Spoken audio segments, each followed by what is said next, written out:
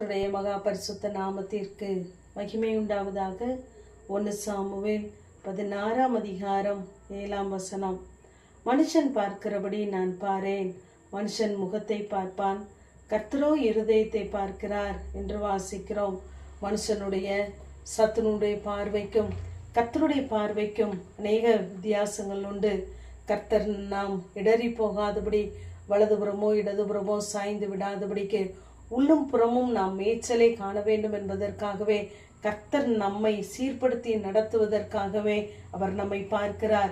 அவருடைய கண்கள் மனுஷனுடைய வழிகளை நோக்கி இருக்கிறதாம். நம்முடைய நடைகளை எல்லாம் அவர் பார்க்கிறார் என்று சொல்லி நாம் வாசிக்கிறோம்.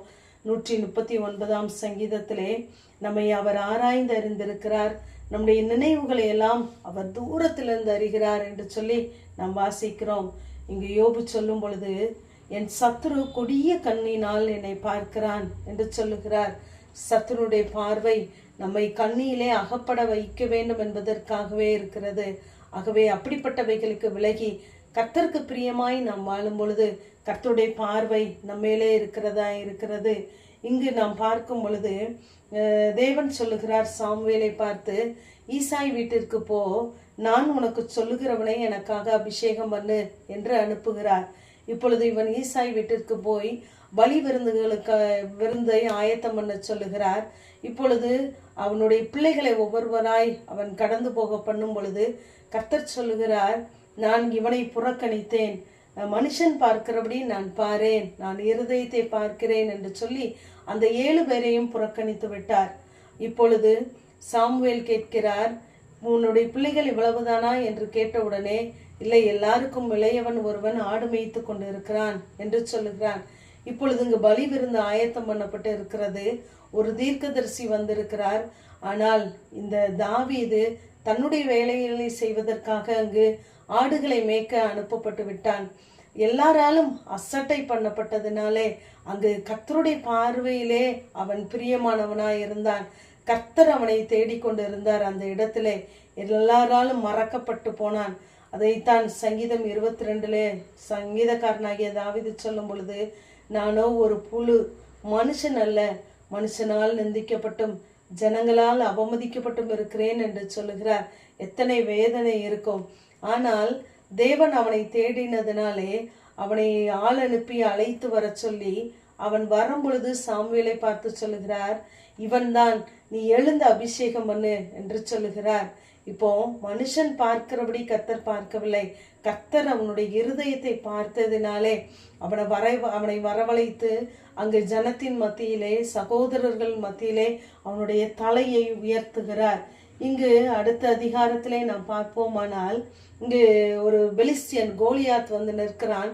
இந்த தாவீதனுடைய சரீர வளர்ச்சியை பார்த்து அவன் என்ன செய்கிறான், அவனை அசட்டை பண்ணுகிறான். அப்பொழுதுதான் சொல்லுகிறான், நீ தடியோடு என்னிடத்தில் வருகிறாயே, நான் நாயா என்று சொல்லி கேட்கிறான்.